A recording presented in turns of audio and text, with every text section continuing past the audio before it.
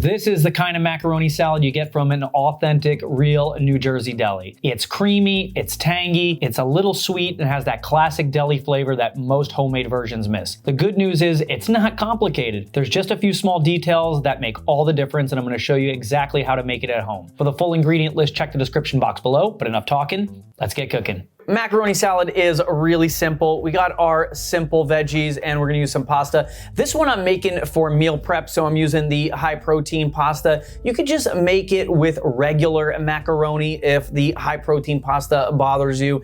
But when I'm making this for a weekday, I like to bump up the protein, bump up the fiber. I got my stock pot filled with water and the water's boiling. So we're gonna generously salt the water. Because remember, we can't salt the pasta, but we salt the water and that's what seasons the pasta. So now in goes our pound of macaroni.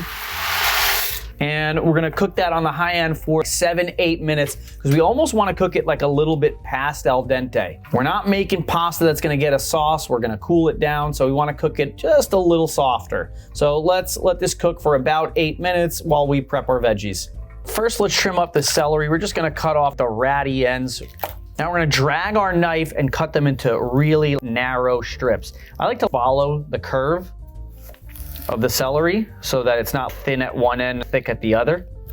So I'm just dragging my knife tip on the cutting board. Celery is one of the easiest things to cut. Also the green pepper that we're gonna cut too. So this is a great recipe to practice some pretty basic knife skills. And if this one's a little thick, I'm gonna cut it down a little bit more. You know, macaroni salad should eat very finely. There shouldn't be any big chunks in there. So now I've cut those down into strips. We'll start going rocker chopper all the way down, and I'm trying to make really fine little pieces. I don't want big celery chunks inside my macaroni salad. And you can see how small the pieces are. So this is, again, a great opportunity to work on your knife skills because it's easy to cut celery small. Now let's just take our chopped celery and throw it right into our bowl. And we'll do all the vegetables. We're just chopping them up and throwing them right into the bowl that we're gonna mix with the pasta. Now let's go over dicing a bell pepper. So my favorite way is to put it on its side. And now I'm gonna just take the knife and I'm gonna roll with the pepper all the way around. So I'm rolling the pepper and I'm just cutting down and I'm cutting the whole side off the pepper. So here we got all that pepper meat.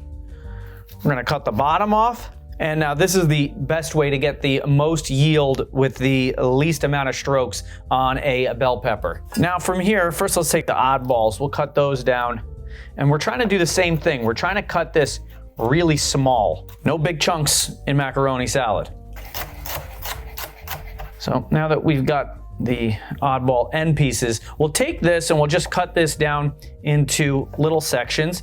And then each section, I'm gonna take my knife, just like the celery, and I'm gonna drag my knife tip down and cut them into little strips. And once I cut them into little strips, I'll stack them up, and then we're rocker chopper all the way through.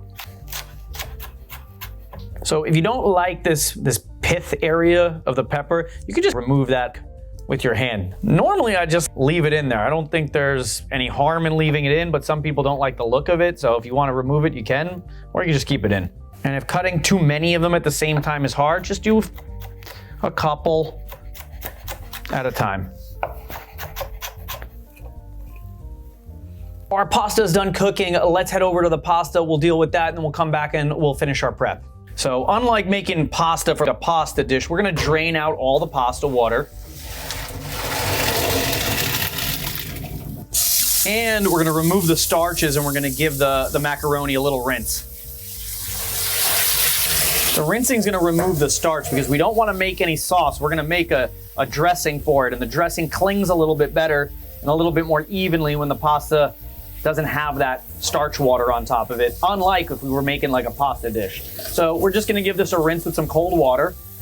And then we're just gonna set it aside and let it fully drain while we prep the rest of our vegetables and make our dressing. So now instead of the knife, we're gonna switch over to our tower shredder. We're gonna use the large holes on the box tower shredder to shred down our carrot and the onion. Carrots are always a little grimy on the outside, especially like your regular supermarket carrot. So we're gonna give that a peel and we're gonna take off that outside. Even though I washed it, it's still pretty grimy and ratty. And now if you can, you want to shred right into the bowl. So what I like to do here, my move is I take the tower shredder, I hold the bottom of it, and I put the other part right up against my chest, and I'll shred right into the bowl. This is just saving a step so I don't have to shred the carrot and then move it into the bowl. I could just shred it right into the bowl. Now we're gonna do the same thing with an onion, but we don't need the whole onion. Half an onion usually does the job here. And the reason we wanna shred the onion is we want the onion to almost disappear into the macaroni salad.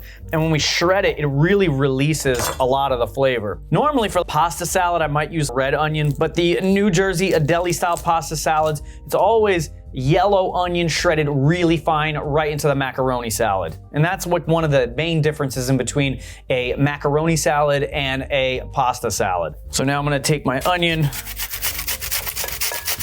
and we'll shred it right into our bowl.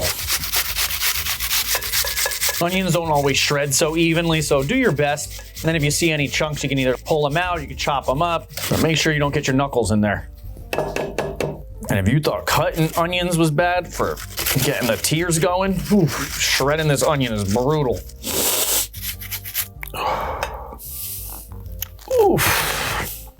Any of the onion that you were unable to shred, what I like to do is just give it like a fine chop, as long as most of it's shredded. That's the important part, that it really releases that onion flavor into the dressing. But here I'll just take the rest of it and just keep running my knife through and do the fine chop. The side step to doing this is using the food processor, but I feel like once you're getting the food processor involved, you don't have to clean it. It's probably like one of the most complicated things to clean in the kitchen. So I only really use the food processor if it's gonna save me time. And there's no way that cleaning the food processor is gonna be faster than me just chopping this down. So we're gonna start off with a base of some mayo. Here we're gonna use avocado oil mayonnaise because that's just my preferred mayonnaise, but you can use whatever you want. Duke's, Hellmann's, I know the mayo debate, what's the best mayo, goes on and on forever. Use whatever that you like, but we're gonna use a base of mayo. We're gonna put about a cup of mayonnaise. Next, for some acidity, we're gonna put in a little apple cider vinegar, a couple of tablespoons. For some sweetness, we're gonna put in some honey. Now for some tang and a little mustard flavor, we're gonna put in some yellow mustard. I have also been known to put Dijon mustard in, but yellow mustard just seems to be what people have on hand, especially around spring and summertime when you're gonna eat stuff like this. So I wanted to really show this with the yellow mustard. So a little squirt of yellow mustard. Another thing that also happens to be around or during springtime, barbecue time, summertime is gonna be this sweet pickle relish. So we're gonna put a little bit of that in there as well. One of the good things about this dressing is a lot of the ingredients in here are just super common ingredients that a lot of people have on hand all the time. So this is a pretty readily available recipe that you probably already have most of the stuff in the house already. The next thing we're gonna need is gonna be some celery seed. So I like celery seed to add flavor to macaroni salad, coleslaws, adds a really nice, wonderful flavor, but it's not something you have on hand all the time unless you make macaroni salad and coleslaw. So let's throw a little bit of that in there. So let's throw about a teaspoon and some of our usual suspects, a little salt, a little fresh ground black pepper. So now using a whisk or like a fork, because you want to make sure that everything blends really nicely. Sometimes a spoon's just not the right tool. We're gonna give this a nice mix until everything looks nice and uniform and well incorporated, especially the mayo. Like the mayo sometimes has a tendency to chunk up a little bit, but if you give it a nice whisk, everything should come together really nicely and get a nice uniform dressing. All right, so now let's take our dressing and we'll add it to our veggies. And we'll give this a mix.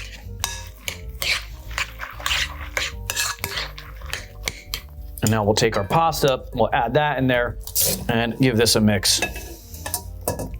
And so what I'm gonna do is I'm gonna pull that nice dressed vegetables all the way from the bottom and push through the macaroni salad. And I'm trying to break up any chunks of the macaroni that stuck together. Take your time mixing, because there's nothing worse than getting a macaroni salad and finding a big pocket of macaroni that's undressed and it all still all clumped and stuck together. You know, you're done mixing when everything looks nice and uniform. And that's one of the things about macaroni salads that's different than pasta salad. Pasta salad can have some big chunky stuff in there. It can be a little irregular at times. The bites can be a little different. Macaroni salad, you want it to all be small and you want all the bites to be really uniform. So whether you grab a little or a lot, you're all getting a little bit of the same thing.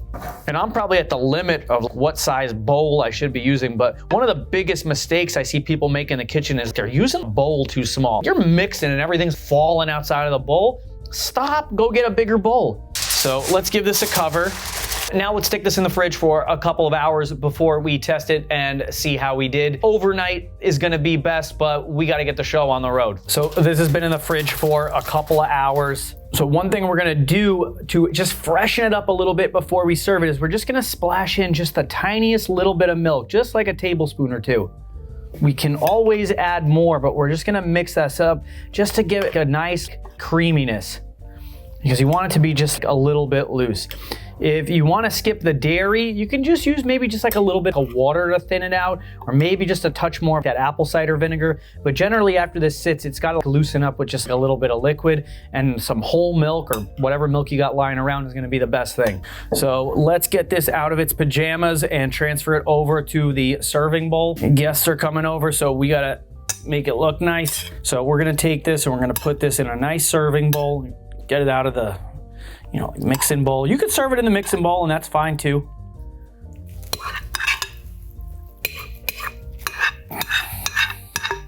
And now to garnish it, we're not gonna sprinkle on any green stuff or fresh stuff, but we are gonna put on a little bit of this smoked paprika, and that's just gonna bring this dish home. So just a nice sprinkle just right over the top. And it can be a little heavy in spots, because remember, there's none on the bottom. So nice heavy sprinkle of some smoked paprika on top, and this macaroni salad is good to go. This looks so good, it smells so good, I can't wait to try it. So let's take a nice big scoop of this macaroni salad. Now look how amazing this looks. I can't wait to try this. So like normally when you'd be eating this, you'd be eating this with some type of protein, and this would be like the side. I think that's what separates macaroni salad from pasta salad. Pasta salad can kind of be all by itself, you can eat it all by itself. Macaroni salad is supposed to be this great supporting side dish no matter where you're going. You don't know what people are making, you're bringing it, or you're making it and you don't know what people's taste preferences are. So it's kind of like a really delicious but neutral thing for everybody to enjoy, kids, adults alike. So enough talking about it, let's eat it. Macaroni salad is very comforting. I eat this and I'm transported to a picnic in the summertime. It's fresh, it's light, even though it's like got a decent amount of mayo in it. Mayo's thought of like pretty heavy, but I think just the amount of vegetables that go into here, this is so good. And the celery, the bell pepper, and the carrots give it the crunch that it needs. The pasta's soft. We overcook it almost purposely so that it eats a little better and not so stiffly. And now the crunch from those vegetables really shine. This is so good. And like I said earlier, if it upsets you that I use the protein pasta, the high fiber protein pasta, that's fine. Use whatever elbow macaroni you got lying around or that you prefer, and that would be fine. But this we're gonna use as meal prep for during the week. So I like to bump up my protein and fiber a little bit, and I don't think it really changes it that much. I'll serve this to people they would never know. This macaroni salad came out fantastic. If this is your first time here, don't forget to subscribe to my channel. Click the like button on this video if you like the video. Get the notification bell going so you can find out when I drop a new recipe videos. And if you're into side dishes for barbecue, check out my no mayo coleslaw. That is a really nice coleslaw, cabbage-based recipe, no mayo. So it would be a great addition to make with this as another side dish, because one's got mayo, the other's more vinegar-based. It'll be delicious, and I will see you there. Thanks.